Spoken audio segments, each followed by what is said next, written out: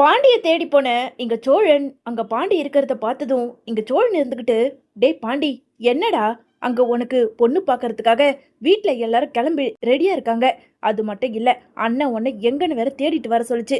கடைக்கு போனாலும் நீ கடையில இருந்து எப்பவோ கிளம்பிட்டேன்னு அவன் சொன்னான். ஆனா இப்போ வரைக்கும் நீ வீட்டுக்கு வராம இங்க என்ன பண்ணிக்கிட்டு இருக்க அப்படின்னு சொல்லிட்டு இங்க சோழன் பாண்டிய பார்த்து கேட்க, பாண்டி எந்த பதிலும் சொல்லாம தலை குனிஞ்சபடி இருக்கிறத பார்த்ததும் இங்க சோழன் இருந்துகிட்டு, டேய் என்னடா உனக்கும் வானதிக்கும் ஏதாவது சண்டையா?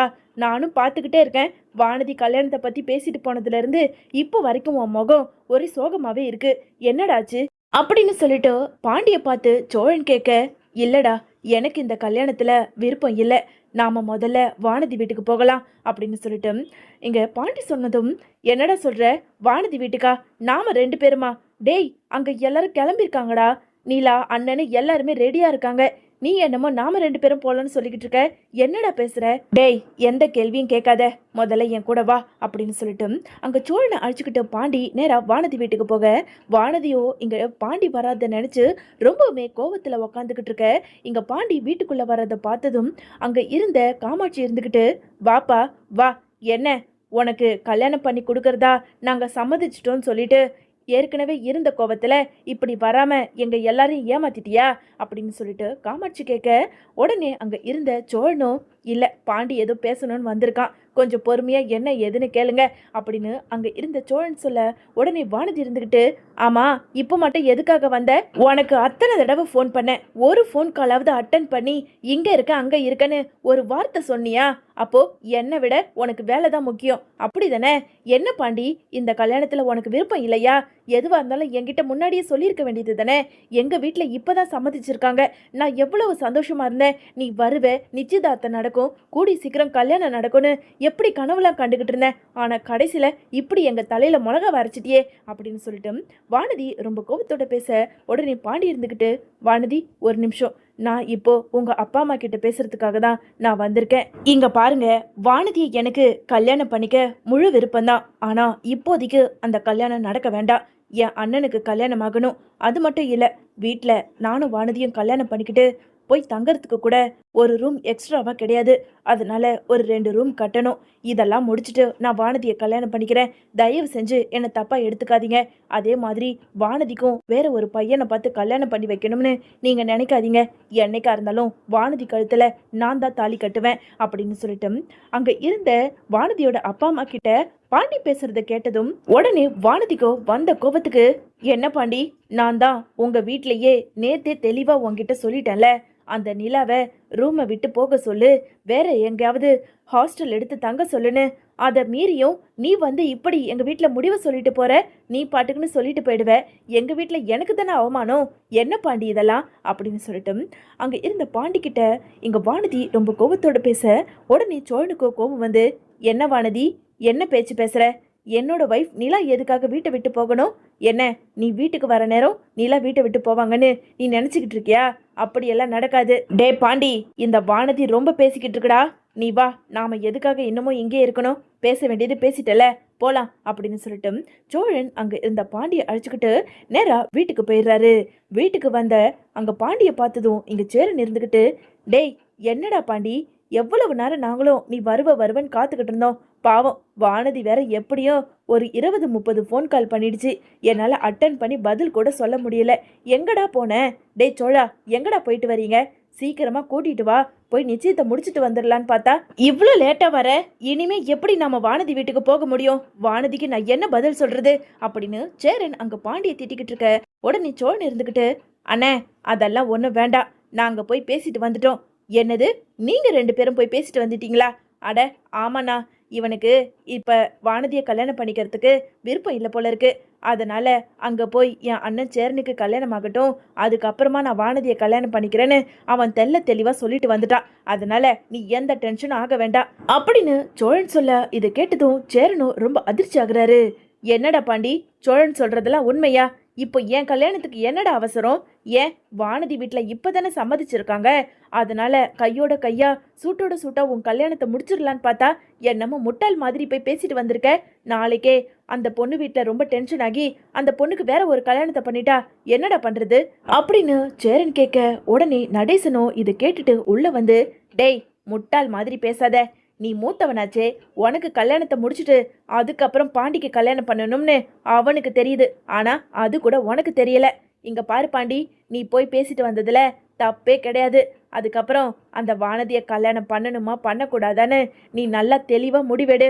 அவ இப்பவே இந்த வீட்டை குடும்பத்தை கலைக்கணும்னு நினைச்சுக்கிட்டு இருக்கா. அதுக்கப்புறம் நீ கல்யாணம் பண்ணிட்டு இந்த குடும்பம் ரெண்டா போயிடுச்சுன்னா போயிடுச்சு வந்துச்சுன்னு எந்த கஷ்டமும் பட்டாலும் ஒரு பிரயோஜனமும் கிடையாது. சொல்ல வேண்டியது சொல்லிட்டேன், அதுக்கப்புறம் உங்க இஷ்டம் அப்படின்னு சொல்லிட்டு நடேசன் வெளியே போக, இன்னொரு பக்கம் அங்க இருந்த நிலாவோ, அண்ணே பாண்டி பேசிட்டு வந்ததுல தப்பு இல்லைண்ணே, எனக்குமே அதுதான் மனசுக்குள்ளே தோணுச்சு. ஆனால் எப்படி வெளியே சொல்கிறதுன்னு தான் யோசிச்சுக்கிட்டு இருந்தேன் அப்படின்னு சொல்லிட்டு நிலா சொல்ல, உடனே சோழனும், அண்ணே சந்தாவோட வீடு பீகார் தானே, சீக்கிரமாக போய் நாம் பீகாரில் சந்தா வீட்டில் சம்மதம் பேசிட்டு கூடி சீக்கிரம் உனக்கு கல்யாணத்தை முடிப்போம். அதுக்கப்புறம் வானதிக்கும் பாண்டிக்கும் கல்யாணத்தை முடிப்போம். என்ன நான் சொல்கிறது சரிதானே அப்படின்னு சொல்லிட்டு இங்கே சேரனோட மனசை மாற்றிட்டு அவங்க வேலையை பார்க்க ஆரம்பிச்சிடுறாங்க.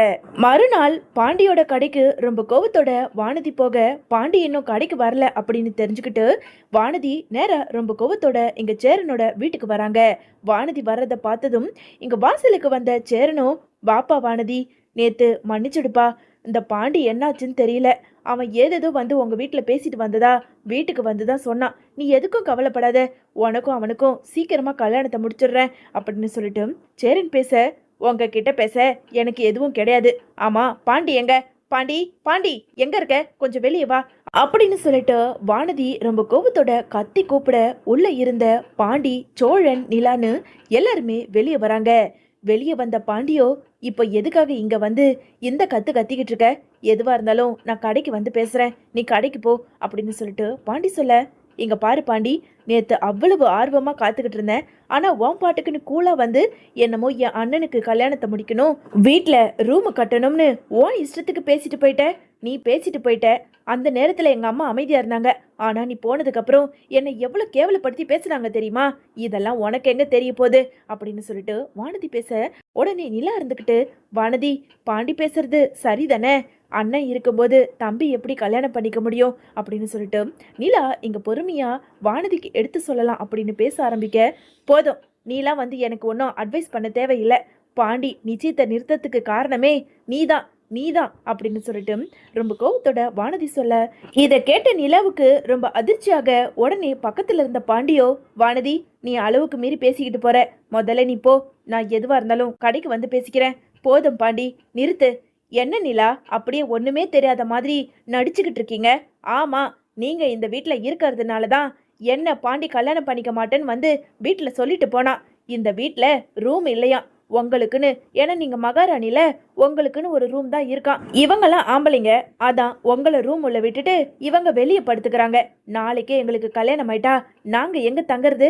அந்த மேனஸ் கூட இல்லாம என்னமோ இந்த வீட்டுக்கு உண்மையாலுமே கல்யாணமாகி சோழனை காதலிச்சு கல்யாணம் பண்ணிக்கிட்டு வந்து இங்க குடுத்தன நடத்துற மாதிரியல்ல இங்கேயே டாரா போட்டுக்கிட்டு இருக்கீங்க.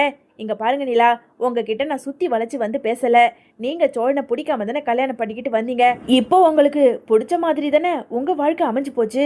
அதனால இப்பவே நீங்க வீட்டை விட்டு போனீங்கன்னா நீங்க ஏதாவது ஹாஸ்டல் போய் தங்கிக்கங்க. உடனே பாண்டி என்ன கல்யாணம் பண்ணிப்பான். சேரன் அண்ணனுக்கு இன்னும் கொஞ்ச நாள்ல கல்யாணம் ஆயிட்டா கூட பாண்டி என்ன கல்யாணம் பண்ணிப்பான். நான் உங்ககிட்ட தெளிவா நேராவே சொல்லிட்டேன், போதுமா அப்படின்னு சொல்லிட்டோம். அங்க இருந்த வானதி சொல்ல, உடனே அங்க இருந்த நடேசனும், இங்க பாருடா பாண்டி, இவ ரொம்ப பேசிக்கிட்டு போறா. நான் நேத்தே சொன்னேன், இவெல்லாம் குடும்பத்துக்கு சரிப்பட்டு வரமாட்டான்னு. இவ இன்னும் வீட்டுக்குள்ள வரவே இல்லை, அதுக்குள்ள என் மருமகளை வீட்டை விட்டு வெளியே அனுப்பணுமா? அடி செருப்பால அப்படின்னு சொல்லிட்டு நடேசன் பேச, உடனே இங்க சேர்ந்து இருந்துகிட்டு, இங்க பாருப்பா வானதி, நீ சின்ன பொண்ணு, ஏதோ தெரியாம பேசிக்கிட்டு இருக்க, நிலாவை அந்த மாதிரி எல்லாம் பேசாதப்பா அப்படின்னு சொல்லிட்டு சேரன் வானதி கிட்ட சொல்ல, உடனே நிலா இருந்துகிட்டு, அண்ணே அவங்க பேசுறது சரிதானே, நான் இந்த வீட்டுக்கு சோழனை விருப்பம் இல்லாம தானே கல்யாணம் பண்ணிக்கிட்டு வந்தேன். நான் எதுக்காக இன்னமும் இந்த வீட்டுல இருக்கணும்? எங்க பாரு வானதி, நான் இந்த வீட்டுக்கு ஒரு யதார்த்தமா பிடிக்காம தான் வந்தேன். ஆனா இந்த வீட்டுக்கு வந்ததுக்கு அப்புறம் எனக்கு எல்லாரையுமே பிடிக்க ஆரம்பிச்சுது. அப்போதான் நான் ஒரு விஷயத்த தெரிஞ்சுக்கிட்டேன், இந்த வீட்டுக்கு எந்த பொண்ணுங்க வந்தாலும் அந்த பொண்ணுங்க தங்காதுன்னு சொல்லிட்டு அதை முதல்ல உடைக்கணும்னு நான் இந்த வீட்டுல இருந்தேன். சேரன் அண்ணனுக்கு சந்தாவை கல்யாணம் பண்ணி வச்சுட்டு பாண்டிக்கு ஒன்றை கல்யாணம் பண்ணி வச்சுட்டு அதுக்கப்புறமா இந்த ஊர் வாயை அடைச்சிட்டு நான் இந்த வீட்டை விட்டு போகலான்னு முடிவில் இருந்தேன். ஆனால் நான் இவ்வளவு சீக்கிரம் இந்த வீட்டை விட்டு போவேன்னு நினைக்கவே இல்லை. அண்ணே, வானதி சொல்றது சரிதான். நான் இந்த வீட்டை விட்டு போனாதான் ஒரு ரூம் காலியாகும். அதே மாதிரி நீங்களும் சந்தாவை கல்யாணம் பண்ணிக்கிட்டு வருவீங்க. பாண்டியும் வானதியை கல்யாணம் பண்ணிப்பான். நான் போறேன் அப்படின்னு சொல்லிட்டு இங்க நிலா சொல்ல உடனே நடிச்சு இருந்துக்கிட்டு, இங்க பாருமா நிலா, நீ எல்லாம் இந்த வீட்டு போகணும்னு கனவுல கூட நினைக்காத. ஏய், ஆரம்பிச்சிட்டியா? என்னடா இது, எந்த பிரச்சனையும் இல்லையேன்னு பார்த்தேன். இதோ வந்து குடும்பத்தை கலைக்க ஆரம்பிச்சிட்டியா? போடி முதல்ல இங்கேருந்து அப்படின்னு சொல்லிட்டு நடேசன் ரொம்ப கோபத்தோட வானதியை பேச, உடனே வானதி இருந்துக்கிட்டு, இங்கே பாருங்க, நான் என்ன இல்லாத பொல்லாதைய சொன்னேன்? உண்மையை தானே சொன்னேன். அவங்க வாயாலேயே அவங்க விருப்பம் இல்லாமல் தான் சோழனை கல்யாணம் பண்ணிக்கிட்டு தான் சொல்கிறாங்க. அவங்களே இந்த வீட்டை விட்டு போகிறேன்னு சொல்லும்போது உங்கள் எல்லாருக்கும் என்னவா? ஏன் உங்களுக்கு எல்லாருக்கும் கல்யாணமாகி அவங்க குடும்பத்தோட வாழணும்னு சந்தோஷம் கிடையாதா? சொல்லுங்க. என்ன பாண்டி, உங்க அப்பா என்ன இப்படி கேவலப்படுத்தி பேசுறாரு? நீ அப்படியே அமைதியா நின்று வேடிக்கை பார்த்துக்கிட்டு இருக்க அப்படின்னு சொல்லிட்டு அங்க இருந்த வானதி பாண்டியை பார்த்து கேட்க, உடனே பாண்டி இருந்துக்கிட்டு, இங்க பாரு, இந்த மாதிரி பிரச்சனை எல்லாம் வரக்கூடாதுன்னா நான் நேத்தே உங்க வீட்டுல வந்து பொறுமையா தெளிவா பேசிட்டு வந்தேன். ஆனா அதை தாண்டியும் நீ இப்போ எங்க வீட்டுக்கு வந்து எவ்வளவு பிரச்சனையை கிளப்பி விட்டுட்ட. முதல்ல நீ இங்க இருந்து வெளியே போடி அப்படின்னு சொல்லிட்டு பாண்டி சொல்ல, உடனே நிலா இருந்துக்கிட்டு, பாண்டி, எனக்காக யாரும் சண்டை போட வேண்டாம், நான் இந்த வீட்டை விட்டு போறேன் அப்படின்னு சொல்லிட்டு தன்னோட பேக் எடுத்துக்கிட்டு நிலா வெளியே வர, இங்க ஒரு சத்தமா இருக்கு அப்படின்னு சொல்லிட்டு கஸ்தூரியும் சண்முகத்துக்கும் தெரிய வந்து அந்த காம்பவுண்டுக்குள்ள வர ஆரம்பிக்கிறாங்க. என்னென்ன ஒரே கூட்டமா இருக்கு, அந்த வானதி ரொம்ப கத்தி சத்தம் போட்டுக்கிட்டு இருக்க மாதிரி இருக்கு அப்படின்னு சொல்லிட்டு அங்க கஸ்தூரி சொல்ல, சண்முகமும் கஸ்தூரியும் நேரா அங்க வீட்டு வாசலுக்கு போய் அங்க நடக்கிற சண்டையையும் பார்த்துக்கிட்டு இருக்காங்க.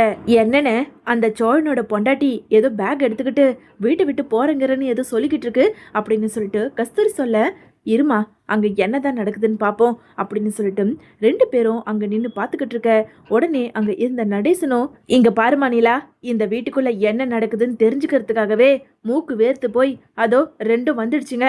அவ்வளவுதான். இந்த வீட்டுல நடக்கிறதெல்லாம் வெளியே தெரிஞ்சதுன்னா நமக்கு தான் அது அசிங்கம். இவ தான் பேசுறானா? நீயும் பேக் எடுத்துக்கிட்டு வந்துட்ட, போமா முதல்ல உள்ள அப்படின்னு சொல்லிட்டு அங்க இருந்த நடேசன் சொல்ல, உடனே சோழனுக்கு பயங்கர கோபம் வந்து அங்க இருந்த வானதியை பார்த்து, ஏய், நீ விட்டா ரொம்ப ஓவரா பேசிக்கிட்டு போற. நானும் பொறுமையா இருந்துகிட்டு இருக்கேன். யார் சொன்னது? நிலாவை நான் விருப்பப்பட்டு தான் கல்யாணம் பண்ணேன். நிலாவுக்கு வேணா என்னை பிடிக்காம இருக்கலாம், ஆனா நான் சந்தோஷமா தான் நிலாவை காதலிச்சு கல்யாணம் பண்ணேன். நிலாவோட மனசை சீக்கிரம் மாத்தி நிலாவே என்னை ஏத்துக்கிற மாதிரி நான் பண்ணுவேன். உன்கிட்ட அதை நிரூபிச்சு காட்டணும்னு எந்த அவசியமும் இல்லை. நிலா, வானதி பேசுதுன்னு நீங்க எதுக்காக பேக் எடுத்துக்கிட்டு போறீங்க? நீங்க இந்த வீட்டுல தான் இருக்கணும். நீங்க இருக்க வரைக்கும் தான் இந்த வீட்டுல எல்லாருமே நிம்மதியா இருக்காங்க. நீங்க போயிட்டீங்கன்னா இந்த வீடே ரொம்ப களை எழுந்து போயிடும். தயவு செஞ்சு உள்ள போங்க நிலா அப்படின்னு சொல்லிட்டு இங்க சோழன் சொல்ல, நடேசன் சேரன்னு எல்லாருமே கையெடுத்து கும்பிட்டு உள்ள போ நிலா அப்படின்னு சொல்ல, இங்க எல்லாருக்காகவும் நிலா மறுபடியும் பேக் எடுத்துக்கிட்டு வீட்டுக்குள்ளேயே போறாங்க.